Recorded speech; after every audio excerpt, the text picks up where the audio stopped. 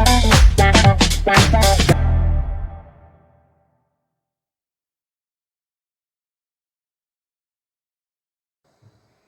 students, Chemical Reaction and Equation Chapter 1 10th class part 4। तो आज हम पढ़ेंगे इसमें टाइप्स ऑफ केमिकल इक्वेशंस। कल मैंने आपको symbolic representation of chemical reaction बताया था जिसको हम इक्वेशन कहते हैं। अब ये इक्वेशंस के टाइप जो कि आपकी एनसीईआरटी बुक में है, पांचों मैंने लिख लिया है। पहला है कॉम्बिनेशन रिएक्शन, दूसरा है decomposition reaction, then displacement reaction, double displacement reaction, oxidation and reduction reaction.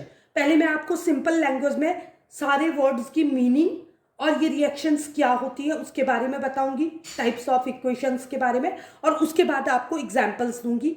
मैंने आपको पहले भी बताया था कि अगर आप केमिस्ट्री, फिजिक्स, बायो कुछ भी कर रहे हैं, अगर बिना एग्जाम्पल के करते हैं तो आधे मार्क्स आपके उसमें कट जाते हैं। तो इसलिए एग्जाम्पल्स लिखना बहुत ज़रूरी है, उससे आपको केमिस्ट्री में मतलब कमांड भी मिलेगी, आपको इक्वेशंस बनाना आएगा, केमिकल फॉर्मूला बनाना आएगा, जो कि बहुत जरूरी है। तो शुरू करते हैं। पहला है कॉम्बिनेशन रिएक्शन। तो कॉम्बिनेशन का मतलब क्या होता है? किन्हीं चीज़ों, मैंने आपको बताया था केमिकल रिएक्शन क्या होती है, क्या होता है, रिएक्टेंट्स का रिएक्शन करना। रिएक्टेंट्स का रिएक्शन करना जिसको मैंने कहा था केमिकल रिएक्शन होती है, ठीक है। अब यही रिएक्टेंट्स अगर एलएचएस में क्या होता है, एलएचएस में यही रिएक्टेंट्स एक से ज्यादा रिएक्टेंट, एक तो करेगा नहीं, एक से ज्यादा रिएक्टेंट, सपोज फर्स्ट रिएक्टेंट और सेकंड रिएक्टेंट, ये दोनों कंबाइन होके जो प्रोडक्ट बनाते हैं वो एक बनता है। सपोज 3 बना या 12 बना, जो भी बना, ठीक है। तो ऐसी रिएक्शन को कॉम्बिनेशन रिएक्शन कहेंगे। क्यों कहेंगे कॉम्बिनेशन रिएक्शन? क्योंकि जो रिएक्टेंट्स हैं उन्होंने कंबाइन होकर प्रोडक्ट दिया, that's why we call combination reaction. अब मैं इसका एग्जांपल दूंगी फर्स्ट ऑफ ऑल आपको, उसके बाद रेस्ट ऑफ द टाइप्स समझाऊंगी। तो इसका एग्जांपल है कॉम्बिनेशन रिएक्शन का। अगर हम ले लें, बहुत सारे एग्जांपल्स हैं, तो मैं सिंपल एक एग्जांपल देती हूं आपको। आप जब भी अपना वाइट वॉश करना चाहते हैं, तो अभी तो डिस्टेम्पर और so many other things are available in the market, but long back there used to be only quicklime, जिसको आप चूना कहते हैं नॉर्मल लैंग्वेज में। तो आप जब चूना लाते हैं, अभी भी लोग गमले वगैरह में ऊपर से कलर करते हैं, मतलब उसको डेकोरेट करने के लिए यूज करते हैं चूना को। तो आप, आई होप आपको पता होगा चूना। तो चूना लाते हैं तो चूने का कलर क्या होता है? व्हाइट। आपको याद करने की भी ट्रिक्स देती हूँ मैं हमेशा। तो चूने का कलर व्हाइट होता है, ठीक है। अगर आप बाजार से चूना लाते हो तो उसका कलर व्हाइट होता है। व्हाइट कैसा? चौक की तरह। तो इसमें क्या होता है? हमेशा कैल्शियम होता है। तो इसका मतलब चूने का फॉर्मूला किससे शुरू होगा? कैल्शियम से।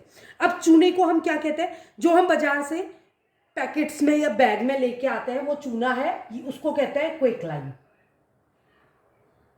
क्विकलाइम, ठीक है। ऐसे याद कर लो कि फर्स्ट जो चीज है जिसको हम पैकेट में बाजार से लेके आते हैं वो क्विकलाइम है। उसका सबसे छोटा फॉर्मूला है। क्या फॉर्मूला है इसका? फॉर्मूला है CaO। क्या होगा ये? सॉलिड, लिक्विड या गैस? क्या होगा आप बताओ, थोड़ा सा दिमाग लगाओ। आप पैकेट में लेके आते हो, आप लिक्विड तो नहीं लेके आते हो और न ही गैस लेके आते हो, सॉलिड फॉर्म में होता है, ठीक है। तो फर्स्ट स्टेज है इसकी क्विकलाइम। क्या आप चूना ला के सीधे रगड़ देते हो दीवार पे? नहीं, आप उसका घोल बनाते हो और ब्रश की मदद से लगाते हो, आपने देखा होगा। तो क्विकलाइम में पहली चीज है, इसको हम कहते हैं कैल्शियम ऑक्साइड या फिर क्विकलाइम। अगर क्विकलाइम को हमको घोल बनाना है तो एक्वस सोल्यूशन बनाएंगे। Aqueous means Aquaguard, water guard. तो एक्वा मीन्स वाटर, तो हम वाटर ऐड कर देंगे। तो वाटर का फॉर्मूला होता है H2O, ठीक है। तो ये ऑब्वियसली क्या होगा? ये सॉलिड है, केमिकल रिएक्शन को प्रॉपरली लिखोगे ये लिक्विड है, ठीक है। बैग में लाए सॉलिड, उसमें ऐड किया वाटर, तो क्या बना? फॉर्मेशन हुआ CaOH होल ट्वाइस। क्योंकि पानी में घोला है तो ये सॉलिड होगा कि लिक्विड होगा? CaOH whole twice. सॉलिड होगा कि लिक्विड होगा? क्योंकि आपने एक्वस सोल्यूशन बनाया तो ऑब्वियसली क्या होगा? लिक्विड होगा, ठीक है। प्लस आप, सॉरी लिक्विड नहीं, हाँ लिक्विड होगा या एक्वस सोल्यूशन लिखो। प्लस क्या होता है इसमें? हीट रिलीज होती है। कभी भी आप देखना, अगर आप चूने को पानी में घोलोगे तो बबल्स दिखने लगते हैं आपको, हीट इवॉल्व होती है इसमें, ठीक है, हीट जनरेट होती है। तो इसको बोलते हैं कैल्शियम हाइड्रोक्साइड। देखिए कैल्शियम ऑक्साइड में हाइड्रोजन ऐड हो गया तो इसको कैल्शियम हाइड्रोक्साइड बोलते हैं, या इसको क्या भी बोलते हैं, इसका अनदर नेम है स्लेक्ड लाइम। तो आपको एक एक नंबर के क्वेश्चन में पूछा जाता है कि कैल्शियम ऑक्साइड या फिर कोई लाइम का फॉर्मूला लिखिए, स्लेक्ड लाइम का फॉर्मूला लिखिए, ठीक है, और हीट जनरेट होती है। ओके, यहां तक आई होप आपको क्लियर समझ आया होगा। अब आप क्या करते हैं, जब आपने ये घोल बना लिया, आप दीवार में इससे ब्रश की मदद से लगाते हैं। तो जब आप चूना लगाएंगे तो एकदम व्हाइट कलर नहीं दिखता है, 2-3 दिन बाद आपको दीवार चमकती हुई दिखती है। तो उसका कारण क्या होता है, जब CaOH को आप दीवार पे लगाते हो, CaOH होल ट्वाइस, यानी कि स्लेक्ड लाइम को जब आप वॉल पे लगाते हो, कैल्शियम हाइड्रोक्साइड भी बोलते हैं, तो ये धीरे धीरे क्या करता है, जो हमारे एटमॉस्फेयर में, मैंने आपको पहले भी बताया, एटमॉस्फेयर में बहुत सारी गैसेस प्रेजेंट है, उनमें कार्बन डाइऑक्साइड गैस भी है। तो ये धीरे धीरे कार्बन डाइऑक्साइड से रिएक्शन करता है और क्या बना देता है, 2-3 दिन लगता है और उसके बाद शाइनिंग आ जाती है दीवार में। किसके कारण, ये कैल्शियम हाइड्रोक्साइड कार्बन डाइऑक्साइड से रिएक्शन करता है और क्या बना देता है, कैल्शियम कार्बोनेट, कैल्शियम कार्बोनेट। और कैल्शियम कार्बोनेट बनता है और उसके अतिरिक्त क्या रिलीज होता है, वाटर, गीली लगेगी आपको दीवार, गॉट इट। तो इस कैल्शियम कार्बोनेट का एक और नाम है जिसको हम कहते हैं मार्बल। क्या बोला मैंने, पहला है कैल्शियम ऑक्साइड जिसको हम क्या कहते हैं, क्विक लाइम, क्विक से फिर बना स्लेक्ड लाइम और स्लेक्ड लाइम से फिर बना कैल्शियम कार्बोनेट या marble.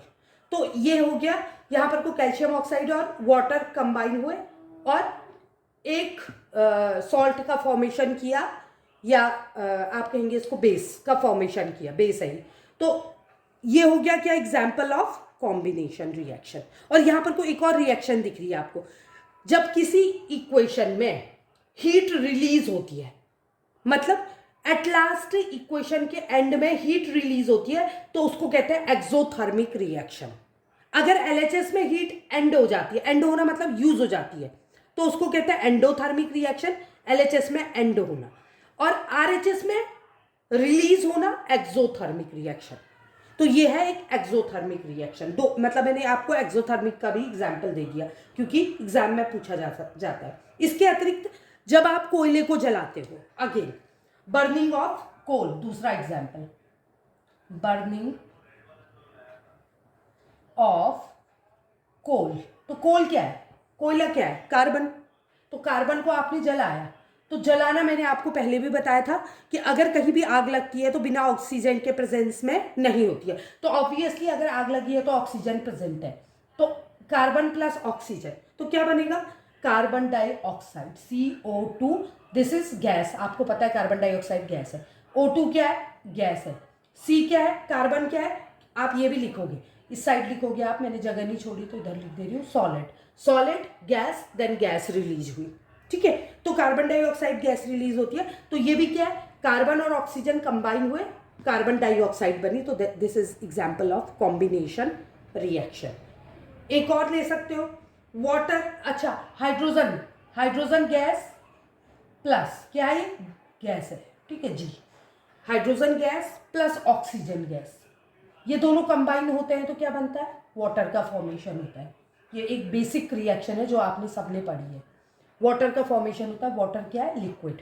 Again example of combination reaction. और मैंने आपको स्ट्रिक्टली ये बता दिया है कि जब भी आप ये लिखोगे, क्या केमिकल क्वांटिटीज लिखोगे, इक्विटीज लिखोगे, तो उस समय फॉर्मूला लिखते समय सॉलिड, लिक्विड और गैस जरूर डालोगे उसमें। आई होप आपको कॉम्बिनेशन रिएक्शन समझ आई होगी। अब हम सेकंड पढ़ेंगे, डिकम्पोजिशन रिएक्शन। नेक्स्ट रिएक्शन है डिकम्पोजिशन रिएक्शन।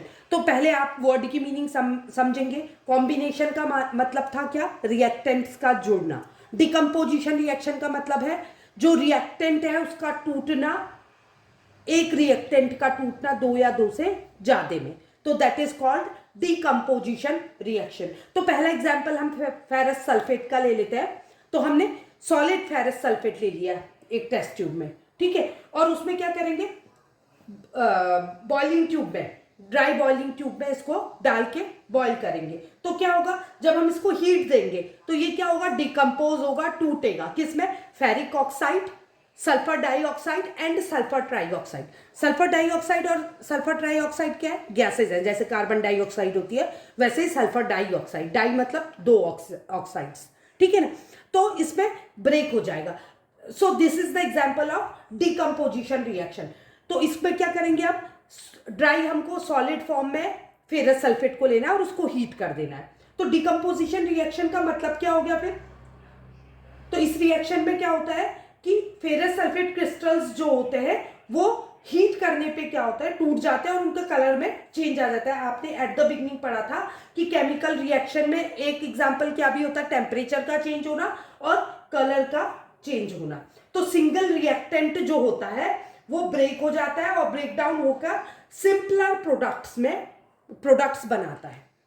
आप एक और एग्जांपल ले सकते हो, आपने कॉम्बिनेशन रिएक्शन में पढ़ा हुआ था, क्या पढ़ा था कि जब आप कैल्शियम ऑक्साइड में क्या करते हो, कैल्शियम ऑक्साइड में वाटर मिलाते हो तो क्या बनता है, कैल्शियम हाइड्रोक्साइड। इसको अगर पलट दोगे आप, कैल्शियम हाइड्रोक्साइड को ब्रेक करोगे तो क्या बनेगा, कैल्शियम ऑक्साइड प्लस वाटर। या आप ले लो कैल्शियम कार्बोनेट, जिसका नाम मैंने मार्बल भी बोला था पिछले उसमें, इससे पहली वाली रिएक्शन में। तो CaCO3 अगर हम इसको डिकम्पोज करेंगे, ठीक है, तो ये सॉलिड फॉर्म में लेंगे और हीट करेंगे हम डिकम्पोज करने के लिए, ठीक है। कैल्शियम कार्बोनेट को क्या करेंगे, हीट करेंगे। तो ये क्या है, एक सिंगल प्रोडक्ट है। इसको हीट करने पे क्या होगा, ये डिकम्पोज हो जाएगा। डिकम्पोज होना माने ब्रेक हो जाएगा अलग अलग उसमें। तो क्या बन जाएगा, कैल्शियम ऑक्साइड, जो कि क्या है, सॉलिड है, ठीक है। प्लस कैल्शियम ऑक्साइड निकल गया, अब क्या बचा, कार्बन डाइऑक्साइड गैस। तो ये भी किसका एग्जाम्पल है, आपका डिकम्पोजिशन रिएक्शन का। आई होप आपको वीडियो अच्छा लगा होगा, और अगर वीडियो अच्छा लगा तो लाइक, सब्सक्राइब और शेयर करें। Thank you.